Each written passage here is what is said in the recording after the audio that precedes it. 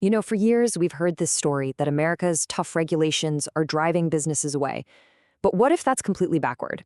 What if that very toughness is the secret ingredient to its success?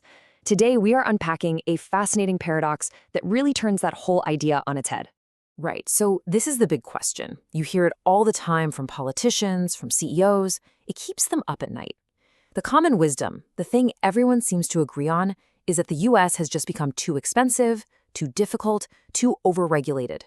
But when you actually dig into the data, a much, much more interesting story starts to unfold. So, on the one hand, you have the complaint you hear constantly, that this draconian enforcement is kneecapping American competitiveness. But then on the other hand, you have all this academic research showing a totally surprising reality. Foreign companies that list on American exchanges are actually rewarded with way higher stock valuations. So how can both of these things possibly be true at the same time? Well, to get to the bottom of this, we're diving into this deep analysis from John C. Coffey Jr. of Columbia Law School, which was published in the University of Pennsylvania Law Review. This isn't about headlines, it's about finding that hidden variable that explains this massive contradiction. And that brings us to what the article calls a billion-dollar puzzle. Because when you look at the numbers, the benefit of listing in the US isn't just some tiny little advantage. We're talking about something enormous.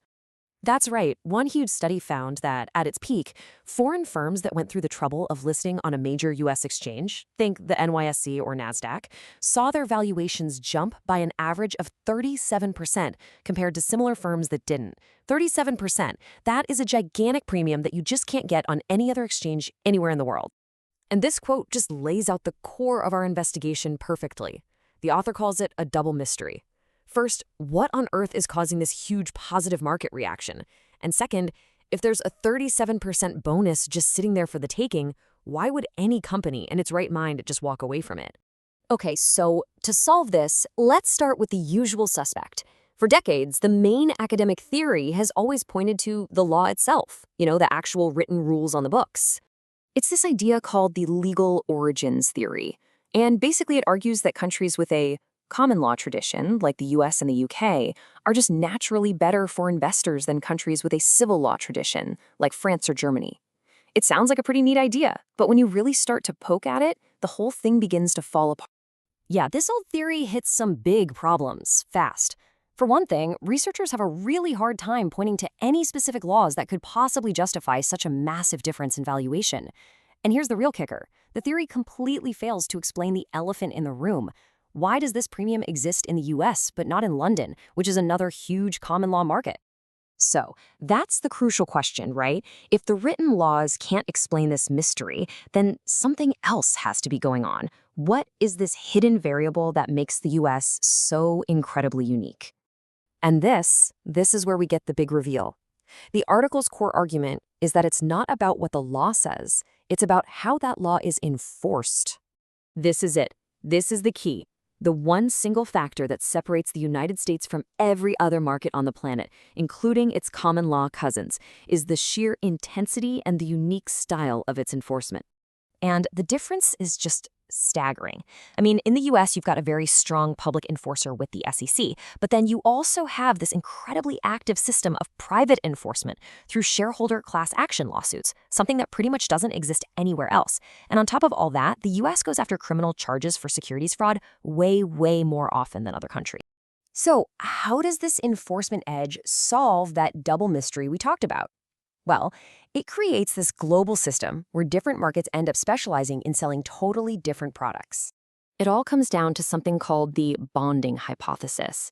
And the idea here is that the really good companies, the ones with nothing to hide, voluntarily choose to subject themselves to America's super tough enforcement system. It's like they're choosing to walk into the lion's den. And why would they do that? To prove to every investor out there that they are the real deal, that they're trustworthy. The logic is actually pretty simple. A foreign company lists in the US, and it knows it's going to face intense scrutiny. That acts as this really credible signal to investors, who can't just fly over and check the company's books themselves. It's like the company is shouting, hey, we're so clean, we're willing to play in the toughest league on the planet. And investors, they reward that confidence with their money, driving the firm's valuation way up. And boom, that solves the first mystery. But that brings us right back to that second mystery. Why would anyone say no thanks to a 37% premium? Well, the answer is pretty straightforward. Some controlling shareholders would much rather keep things a little less transparent. They want the power to extract what are called private benefits of control, giving cushy contracts to their family members or appointing their unqualified buddies to the board, stuff that would be way harder to get away with under the watchful eye of US regulators. So, what you end up with is what economists call a separating equilibrium. The global markets specialize. The US is selling a product, strict, tough enforcement. It's designed for high-quality companies that want to bond with investors and get that amazing valuation premium. And other markets, like London, they sell a different product, flexibility and lighter regulation. And that attracts firms where the insiders prefer to keep their private benefits without the prying eyes of the SEC or those class action lawyers. So the big takeaway here is that this global competition doesn't create a single best market that everybody has to run to. No, instead, it creates this specialized ecosystem. The US isn't really winning or losing in some grand race. It's serving a very specific and very valuable niche in the global economy. It is the market of choice for companies that want to prove their quality in the most demanding place on earth. And all of this leaves us with one last really crucial question. This whole debate is usually framed as regulation being a cost that we need to minimize. But this analysis suggests a completely different way of looking at it. What if America's tough enforcement isn't a bug, but a feature? What if it's a valuable product that high-quality companies all over the world are willing to pay a massive premium for? It's a thought that completely reframes how we should think about global competitiveness.